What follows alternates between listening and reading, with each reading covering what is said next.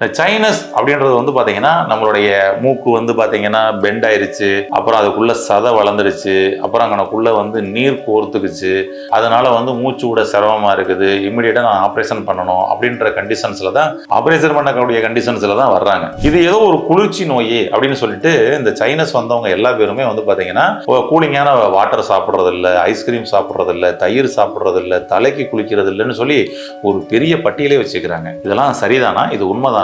நீங்களும் ஆவி பிடிச்சு பார்த்துருப்பீங்க. ஆவி பிடிக்கப்படும் பொழுது தற்காலிகமா அந்த சமயத்துல நல்ல ஒரு ஃப்ரீ ஆகும், பிரீத்திங்கும் நல்லா ஃப்ரீ ஆகும், ரைட். ஆனா திரும்பவும் அந்த பிளாக்ன்றது வந்துகிட்டு தான் இருக்குது.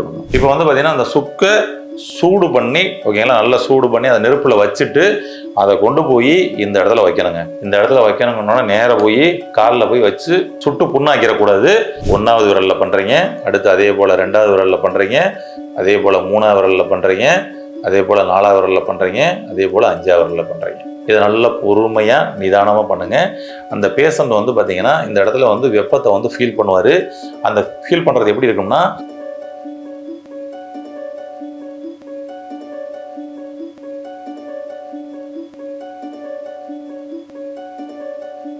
ஹெல்த் கபி நேயர்களுக்கு வணக்கம். இந்த பதிவுல நம்ம என்ன பார்க்க இருக்கிறோம் அப்படின்னு சொல்லி சொன்னோம்னா, சைனஸ். இந்த சைனஸ் அப்படின்றது இன்னைக்கு பாத்தீங்கன்னா படிக்கிற குழந்தைகளுக்கே இந்த சைனஸ்ன்ற ஒரு ப்ராப்ளம் வந்து வர ஆரம்பிச்சிருச்சுங்க. இந்த சைனஸ் ஏன் வந்தது, இதனுடைய அடிப்படை காரணம் என்ன, இந்த சைனஸை வந்து நம்ம ஃபுல்லா சரி பண்ண முடியுமா அப்படின்னு நிறைய அந்த கன்ஃபியூஷன்ஸ்ல இருக்கிறாங்க. அதற்கான ஒரு தெளிவான ஒரு பதிலாகவும் அதற்கான ஈஸியான ஒரு டிப்ஸாகவும் தான் இந்த பதிவில் வந்து பார்க்க போறாங்க. இந்த சைனஸ் அப்படின்றது வந்து பாத்தீங்கன்னா நம்மளுடைய மூக்கு வந்து பாத்தீங்கன்னா பெண்ட் ஆயிருச்சு, அப்புறம் அதுக்குள்ள சதை வளர்ந்துருச்சு, அப்புறம் அங்கனக்குள்ள வந்து நீர் கோர்த்துக்குச்சு அப்படின்னு சொல்லிட்டு அதனால வந்து மூச்சு விட சிரமமா இருக்குது, இம்மிடியேட்டா நான் ஆப்ரேஷன் பண்ணணும் அப்படின்ற கண்டிஷன்ஸ்ல தான் ஆப்ரேஷன் பண்ணக்கூடிய கண்டிஷன்ஸ்ல தான் வர்றாங்க. அவ்வளவு முற்றிய நிலைக்கு போறதுக்கு முன்னாடி ஒரு ஆரம்ப கட்டத்திலேயே சில அறிகுறிகள் தெரியுதுன்னா இந்த நோயை ஃபுல்லாவே கிளியர் பண்ணலாம், திரும்பவும் நீங்க வராமல் தடுக்கப்படலாம். சதை ஃபுல்லா வளர்ந்து ஹோல் வந்து ஃபுல்லா அடைச்சிருச்சு அப்படின்னு சொல்லி சொன்னோம்னா அந்த மாதிரி கண்டிஷன்ஸ்ல ஆபரேஷன் பண்ணி தான் வரணும். பண்ணனதுக்கு அப்புறமும் திரும்ப சில பேருக்கு வந்துகிட்டே இருக்கும் பாருங்க, அது திரும்ப வராமல் உங்களால தடுத்துக்க முடியுங்க. என்ன பண்ணலாம் அப்படின்னு சொல்லி சொன்னோம்னா, ஃபர்ஸ்ட் விஷயம், இது வந்து பாத்தீங்கன்னா என்ன நடந்தது, எதற்காக இந்த இடத்துல நீர்க்கோர்வை கோர்த்துச்சு, எதற்காக இந்த இடத்துல சதை வளர்ந்துச்சுன்னு நீங்க காரணத்தை தெரிஞ்சுக்கிட்டீங்கன்னா மீண்டும் திரும்ப வராமல் தடுத்துக்கலாம். இது ஏதோ ஒரு குளிர்ச்சி நோய் அப்படின்னு சொல்லிட்டு இந்த சைனஸ் வந்தவங்க எல்லா பேருமே வந்து பாத்தீங்கன்னா கூலிங்கான வாட்டர் சாப்பிட்றது இல்லை, ஐஸ்கிரீம் சாப்பிட்றது இல்லை, தயிர் சாப்பிட்றது இல்லை, தலைக்கு குளிக்கிறது இல்லைன்னு சொல்லி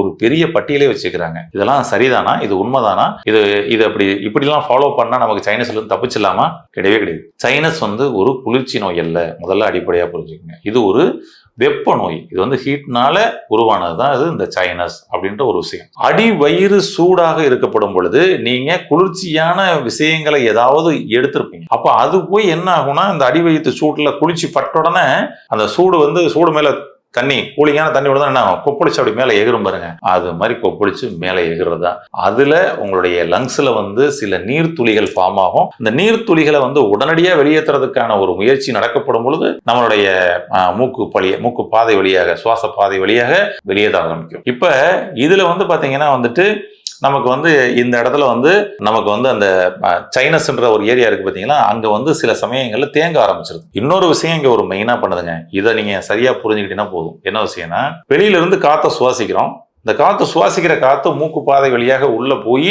அது நம்மளுடைய நுரையீரலுக்கு போகுது. இப்ப இங்கிருந்தே அந்த ராஜாவை, அந்த நுரையீரலை பாதுகாப்பதற்காக அப்படின்னு சொல்லிட்டு இங்க சிஸ்டம் இங்க இருந்தே ஆரம்பிச்சிருக்கும். மூக்குல பாத்தீங்கன்னா வந்துட்டு நமக்கு வந்து முடிகள் இருக்கும், ஏரை ஃபில்டர் பண்ணி கொடுக்கறதுக்காக. நீங்க டைரக்டா வெளியில இருக்கக்கூடிய காத்த நுரையீரலுக்குள்ள கொடுத்துடக்கூடாதுன்றதுக்காக எவ்வளவு விஷயம் பாருங்களேன். அங்க வந்து பாத்தீங்கன்னா ஒரு சுத்தி காத்த வந்து அங்க வந்து நுரையீரலுக்கு அனுப்பும். ஏன் அப்படின்னா, சூடான காத்தா இருந்தா சூடான காத்து டைரக்டா நுரையீரலுக்குள்ள போயிருச்சுன்னா நுரையீரல் இருக்கக்கூடிய அல்வியோலைஸ் எல்லாத்தையும் வந்து காலி பண்ணிவிடும். குளிர்ச்சியான காத்தா இருந்தா குளிர்ச்சியான காத்து நேரடியா நுரையீரலுக்குள்ள போயிருச்சு அப்படின்னு சொல்லி சொன்னோம்னா அங்க நுரையீரல்ல சுருங்கி விரிகிற தன்மையே குறைஞ்சு போயிடும். அப்போ வந்து பாத்தீங்கன்னா அதனுடைய அந்த காத்தோட அடர்த்தி அதிகமாகி அங்க வந்து அதனுடைய தன்மையை வந்து மாத்திரும். அப்ப நேரடியாக வெப்ப காத்தோ நேரடியாக குளிர்ச்சி காத்தோ உங்களுடைய நுரையீரலுக்குள்ள போயிடக்கூடாதுன்றதுக்காக ஒரு சிஸ்டம் வச்சுக்கிறாரு. அதுதான் வந்து பாத்தீங்கன்னா இந்த மூக்கு பாதை, இந்த சுவாச பாதை, சைனஸ்ன்ற அந்த காற்று பை, அதுக்கப்புறம் வந்து பாத்தீங்கன்னா அங்க இருந்து அந்த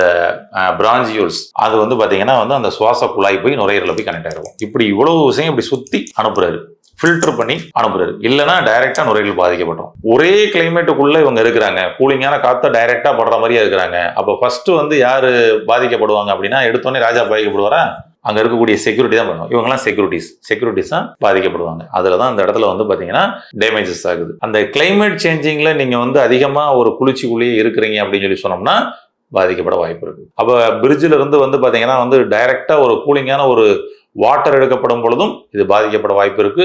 குளிர்ச்சியான ஒரு காத்துக்குள்ள இருக்கக்கூடிய சமயத்துல இது வந்து பாதிக்கப்பட வாய்ப்பு இருக்கு. இந்த மாதிரிலாம் பாதிக்கப்படுதுங்க. இந்த இடத்துல வந்து பாத்தீங்கன்னா சதை வளர்ந்துருச்சுங்க, அல்லது நீர் கோர்த்துருச்சுங்க. இதை ஈஸியா வெளியேற்றுறதுக்கு என்ன பண்ணலாம்? நார்மலா வந்து நம்ம வந்து ஆவி பிடிக்கிறத வந்து சைனஸ்க்கு வந்து சொல்லுவாங்க, ஆவி பிடிங்க. இல்லைன்னா வந்து இந்த இடத்துல வந்து தண்ணியெல்லாம் கோர்த்து நின்றுக்குச்சுன்னா அது வந்து பாத்தீங்கன்னா தலைவலி அப்படின்னு பல சிம்டம்ஸை கொடுக்கும். சைனஸ் சம்பந்தப்பட்ட எல்லா சிம்டம்ஸும் போகிறதுக்கு முகத்துக்கு ஆவி பிடிங்க அப்படின்னு சொல்லிட்டு காமனா சொல்லக்கூடிய ஒரு விஷயம். நீங்களும் ஆவி பிடிச்சு பார்த்துருப்பீங்க. ஆவி பிடிக்கப்படும் பொழுது தற்காலிகமா அந்த சமயத்துல நல்ல ஒரு ஃப்ரீ ஆகும், பிரீத்திங்கும் நல்லா ஃப்ரீ ஆகும், ரைட். ஆனா திரும்பவும் அந்த பிளாக்ன்றது வந்துகிட்டு தான் இருக்குது.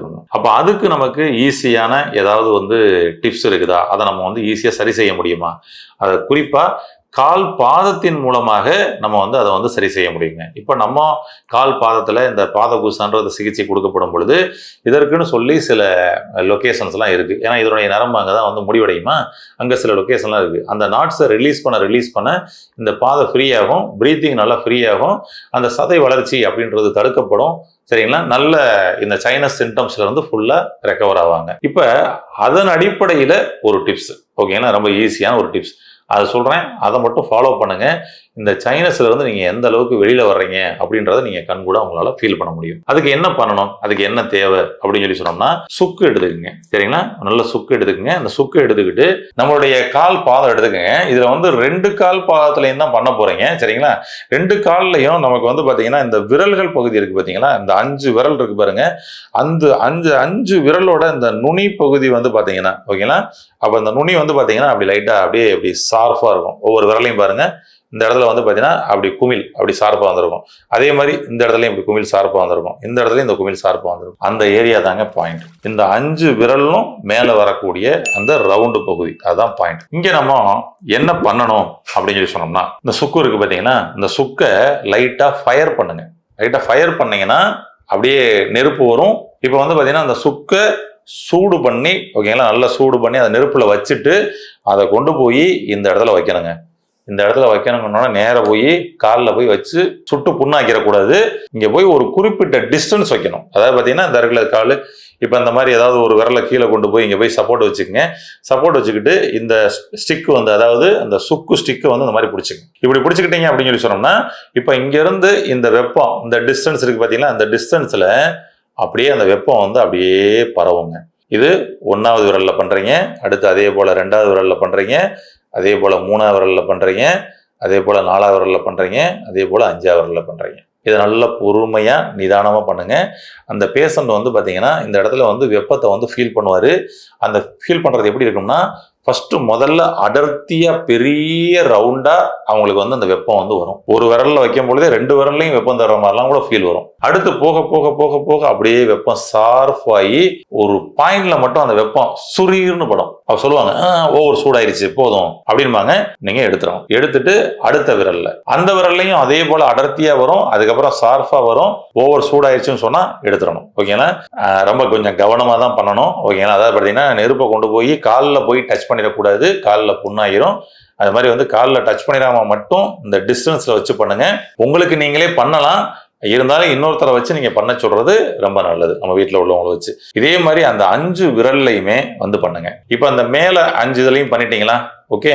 அதே போல வந்து பாத்தீங்கன்னா இந்த ஒவ்வொரு விரல்லையும், ஓகே, ஒவ்வொரு விரல்லையும் பாத்தீங்கன்னா அந்த ரேகை இருக்கு பாத்தீங்கன்னா, ஒவ்வொரு விரல்லையும் இப்படி மேல ஒரு ரேகை கீழே ஒரு ரேகை வரும். இந்த 2 ரேகைக்கும் நடுவுலங்க. ஓகே. அதே மாதிரி ஒவ்வொரு விரலையும், இந்த விரலையும் மேல ஒரு ரேகை கீழே ஒரு ரேகை, இங்க நடுவுல, இங்க ஒரு ரேகை, இங்க ஒரு ரேகை, நடுவுல, இங்க ஒரு ரேகை, இங்க ஒரு ரேகை, நடுவுல.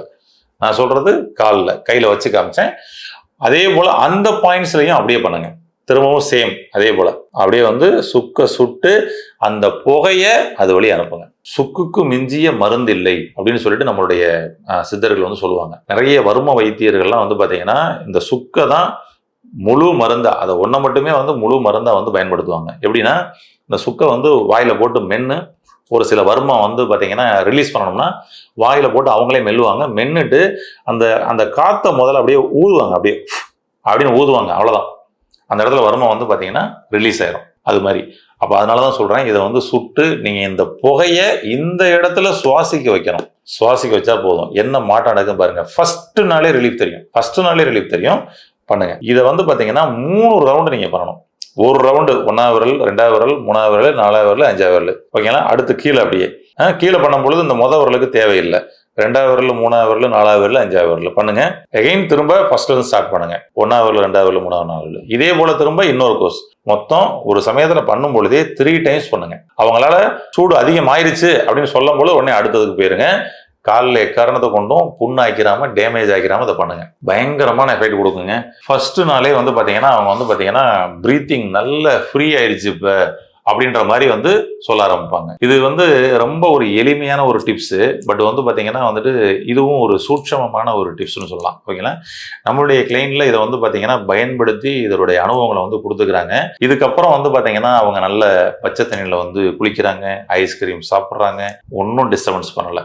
இதை எவ்வளவு நாளுங்க பண்ணணும்? உங்கள் பிரச்சனை எவ்வளவு நாளைக்கு இருக்குதோ அவ்வளவு நாளைக்கு பண்ணிக்கலாம், தப்பே இல்லை. ஃபர்ஸ்ட் நாள்லேயே ரிலீஃப் தெரியும். ஃபர்ஸ்ட் நாங்கள் சொல்றது எப்பவுமே வந்து ஒரு 10 நாள் டெய்லி பண்ணிடுங்க அப்படின்றோம். ஒரு 10 days டெய்லி பண்ணிட்டா போதும், நல்ல ரிலீஃப். அதுக்கப்புறம் வந்து நீங்க வந்து வீக்லி 2 days பண்ணுங்க, வீக்லி 3 days பண்ணுங்க, அப்படியே கொண்டு வாங்க, பெட்டரா இருக்கும். எந்த ஒரு விஷயமும் இது வந்து மருத்துவமா நம்ம செய்யப்படும் பொழுது எப்பவுமே வந்து முன்னாடியும் பின்னாடியும் ஒரு அரை மணி நேரத்திற்கு வேற எந்த உணவுகளும் நாம எடுத்துக்கிற கூடாது. வேற எந்த உணவுகளும் ஒரு அரை மணி நேரத்துக்கு எடுத்துக்க வேணாம், தண்ணீரும் கூட எடுத்துக்க வேணாம் அப்படின்னு சொல்லுவோம். இது மாதிரி எந்த ஒரு சிகிச்சை பண்ணாலும் ஓகேங்களா?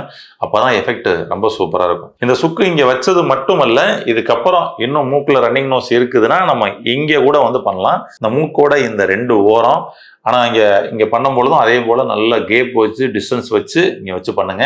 அதனுடைய அந்த புகையுமே வந்து நம்ம வந்து லைட்டா ஸ்மெல் பண்ணலாம். ஆனா நீங்க காலில் பண்ணா எப்படி உடம்புல என்ன மாற்றம் நடக்குது, மூக்குல காத்து ஃப்ரீ ஆகிறத, சுவாசம் ஃப்ரீ ஆகிறத உங்களால ஃபீல் பண்ண முடியும். ட்ரை பண்ணி பாருங்க. ஏன்னா அப்பதான் உங்களுக்கு காலில் உள்ள சூட்சமம் தெரியும். உடம்புல இருக்கக்கூடிய ஒவ்வொரு உறுப்புகளுடைய நரம்புகளும் காலில் முடியுதுன்னு சொன்னாங்களே, அது உண்மைதானா அப்படின்னு சொல்லிட்டு நீங்க இந்த இடத்துல பண்ணி பார்க்கும்பொழுது உங்களால ஃபீல் பண்ண முடியும். ட்ரை பண்ணி பாருங்க. தலையில நீர்க்கோர்வு இருக்குது, தலைவலி இருக்குதா, இந்த டிப்ஸ்லயே ஆட்டோமேட்டிக்கா சூப்பரா சரியாயிருங்க. மைக்ரேனை பத்தி நீங்க கவலைப்படணும் அவசியமே இல்லை. மீண்டும் அது வராமல் தடுக்கப்படும். அதான் இதோட பெரிய ஸ்பெஷாலிட்டி. இந்த டிப்ஸை கொஞ்சம் ரெகுலரா நீங்க வந்து பயன்படுத்துங்க. சைனஸ்ல இன்னைக்கு ஒவ்வொரு குடும்பத்துக்குள்ளேயும் சைனஸ்ல இருக்கக்கூடிய குழந்தைகள் இருக்கிறாங்க. அவங்க எல்லாருக்கும் வந்து வீட்டில் இருக்கக்கூடிய பேரண்ட்ஸ் வந்து அதை கொஞ்சம் பண்ணி இந்த சைனஸ் பிரச்சனைகளிலிருந்து அவங்க வெளிவருவதற்கு ஒரு வாய்ப்பை அவங்களுக்கு வந்து ஏற்படுத்தி கொடுங்க. இதை பயன்படுத்தி உங்களுக்கு கிடைத்த அனுபவங்களை இந்த கமெண்ட் பாக்ஸ்ல வந்து அவங்களுக்கு வந்து பதிவு பண்ணுங்க. மற்றவங்களுக்கும் இது பெரிய ஒரு ரொம்ப ஈஸியான ஒரு டிப்ஸ்னால பெரிய ஒரு வாய்ப்பா இருக்கும். இதை பயன்படுத்தி அனைவரும் ஆரோக்கியம் அடைய வாழ்த்துக்கள். இதுபோல் மீண்டும் ஒரு நல்ல பதிவில் சந்திப்போம். நன்றி, வணக்கம். இந்த வீடியோ உங்களுக்கு பிடிச்சிருந்தா லைக் பண்ணுங்க, ஷேர் பண்ணுங்க, கமெண்ட் பண்ணுங்க. மறக்காம ஹெல்த் கஃபே தமிழ் சேனலை சப்ஸ்கிரைப் பண்ணிட்டு பெல் பட்டனை கிளிக் பண்ணிடுங்க.